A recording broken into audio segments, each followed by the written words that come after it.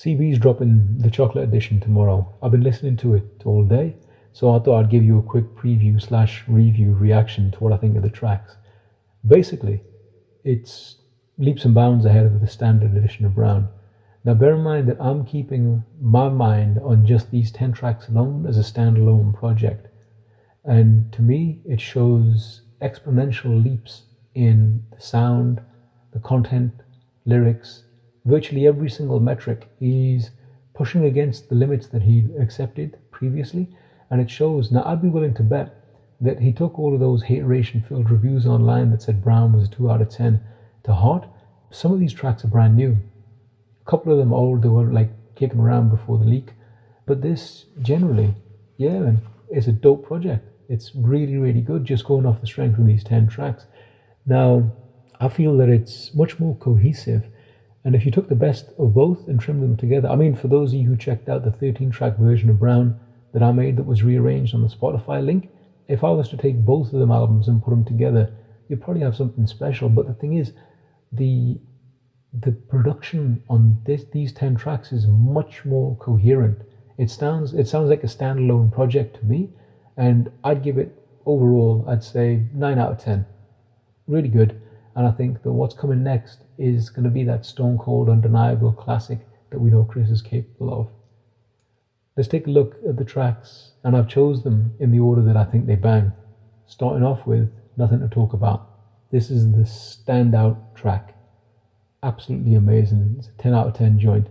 It really evokes the whole Lindrum era with that beat.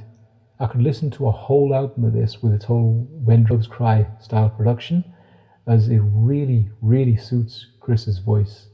Melody and vocal layering, absolutely fantastic, and it's easily the strongest track on the album. This brings us to the next 10, Loose. The moment the beat drops, you get strong classic Timbaland vibes, and the vocals just come ripping through the air. Once again, I'd vibe with a whole album which is built like this, because you can hear the Justified style vocal chains and the melody, the way it's all produced. It's very classic. This will chart if you give it the right video, right choreography. It's catchy as hell. Personally, what I'd do is I'd throw a remix with Pusha T on there, because his delivery is perfect for this beat, and everywhere that Chris is referring loose, have him flip it to tight. That'll vibe all night. Next, we have Save Me. Now, you know that this is going to bang from the moment you hear the beat drop. You can just tell it's a hit. I wasn't too keen on the trap style switch up because it's a very classical style beat drop, and I'd expected live drums, bass guitar, and all of that kind of stuff, because it really would have took it to another level. The melody is an absolute classic. Fantastic joint. I give this one 8 out of 10 if the others were 10 out of 10. Next, Man on a Mission. Once again, excellent vocals, smooth beat, cruising music. This one, it ticks all the boxes. It's not one of his strongest joints, but it's a really good track as it is by itself. Once again, it's something I could see the visuals for the music video, because they just build themselves. 7 out of 10. Following on, we have No Signal. Now, the harmonies in this one are off the chain. It's another introspective joint with more vulnerability on display than usual, which is a great sign of growth as an artist.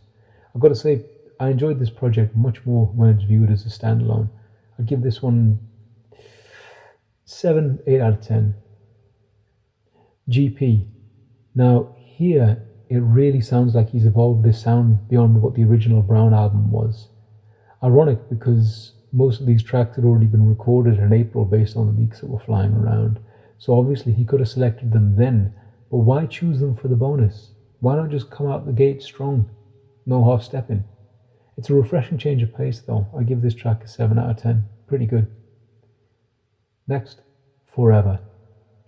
Retro-futuristic. Once again, really makes me think of Timbaland Styles production. Excellent vocals. 6 out of 10. Following up, Still Human. Now, the 80s vibe on this beat, you know it made me grin. It's absolutely amazing, but this really could have been a banger. It just needed a bit more time in the lab to be perfect, because I'm not hearing what he pushed out to the masses. I'm hearing what it could have been. I'd rewrite the lyrics, switch up the beat variations a bit, layer in some really moody synths, and restructure it all around the hook. There's an absolutely fantastic idea in here. It just needs a bit of a do-over. 6 out of 10. Next, Appreciate It. Now, it's really refreshing to hear CB over beats that are out of his usual wheelhouse. This is a very moody track with more vulnerable lyrics than his usual braggadocio, all red everything, girl you know I'm the shit, etc, etc. It's a great joint. Just the Bro. Now this, I've heard this melody before. It's a do-over of one of his unreleased tracks, therefore it doesn't sound fresh, so I can't really give you an accurate perspective on it. But for me, it's a decent track, but nothing special. Usual middle-of-the-road album cut. 4 out of 10. And that's it. Overall, this is an impressive album when seen as a standalone project. If I'd been at the helm between this and the original joint, you could have easily made a classic. But this new style, sound and direction and depth of these 10 tracks hints that his next album may just be the stone cold, undeniable classic that we know CB is capable of, because it shows a huge leap in growth to virtually every single metric compared to all of his past albums. Overall, if Brown was a 7 out of 10, this is closer to a 9, but that's only going off these 10 tracks alone as presented, how they vibe, flow and sound. I mean, if you compare them to what the Brown sessions were in the album and this, you can see how there's an evolution in the production style, how it's like moving away from the usual trap. The lyrics are evolving away from the standard aspects that we're used to hearing. Basically, you're seeing an artist that's pushing against the limits that he used to accept, and I'm all for that, because I genuinely believe this dude is way more creative than not only does the world give credit, but he himself. And what we've seen here hints at that, because it was obvious he was pissed when you saw what was kicking around on the social media when the album was released and people were saying that it was a 2 out of 10 and whatnot. That's just straight up hateration for the sake of hateration. You know, at the end of the day, the guy sells out arenas, he knows his fan base, and he's caught in a strange place because if he takes too many risks, he hits the potential of alienating his fan base who have stood by him throughout everything that's happened, good or bad. He doesn't have a machine backing him like most of these mainstream artists, so he has to call his own shots. But what some people see as a weakness, that's what I believe could be his ultimate strength, because that means he's free. He doesn't have to follow trends. He doesn't have to say what others say. He can just do what he wants.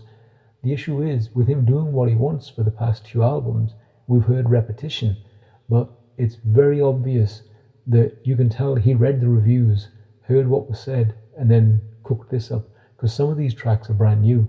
A couple of them were floating around a few months before the album dropped, but in general, yeah, I'm with it. 2 thumbs up on the way that the direction is flowing and everything is growing. I think that's really, really dope. What do you think, my friend? Till we meet again.